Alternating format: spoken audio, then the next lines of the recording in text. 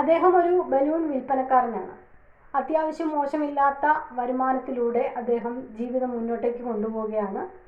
എപ്പോഴെങ്കിലും ബിസിനസ്സിൽ അല്ലെങ്കിൽ ആ ഒരു ബലൂൺ വിൽപ്പനയിൽ ഒരു കുറവ് വരുന്ന സമയത്ത് അദ്ദേഹം ഒരു ഹീലിയം നിറഞ്ഞ ബലൂൺ പറത്തിവിടും. ആ ബലൂൺ കണ്ടിട്ട് കുട്ടികൾ ബലൂൺ വേണമെന്നുള്ള ആഗ്രഹത്തിലേക്ക് പാരൻസിനെ കൂട്ടിയിട്ട് മാതാപിതാക്കളെ കൂട്ടി വരും. അങ്ങനെ അദ്ദേഹത്തിൻ്റെ കച്ചവടം വിപുലമാകും. ഇതാണ് അദ്ദേഹത്തിൻ്റെ പരിപാടി. എപ്പോഴെങ്കിലും കച്ചവടം മോശമാകുന്ന സമയത്ത് ഇങ്ങനെ ഹീലിയം ബലൂൺ പറത്തി കുട്ടികളെ ആകർഷിക്കുക.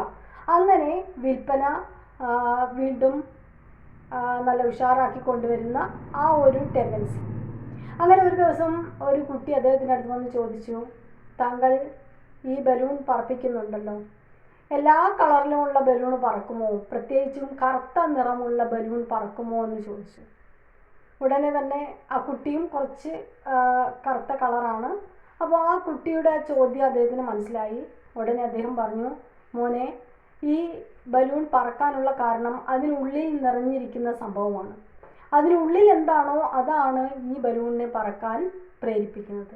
അതേപോലെ ഒരു മനുഷ്യൻ്റെ ഉള്ളിൽ എന്തായിരുന്നാലും അത് പോസിറ്റീവ് ആണ് എങ്കിൽ അവന് വീണ്ടും മുന്നോട്ടേക്ക് കുതിക്കാനുള്ള ആ ഒരു ഊർജം ലഭിക്കും.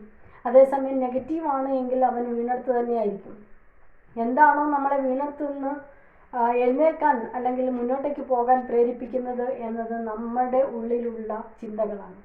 ഇത് തന്നെയാണ് ആ ഒരു ബലൂണിൻ്റെ കാര്യത്തിലും അദ്ദേഹം കുട്ടിക്ക് പറഞ്ഞു കൊടുത്തത്. ശരിയല്ലേ? Have A nice day.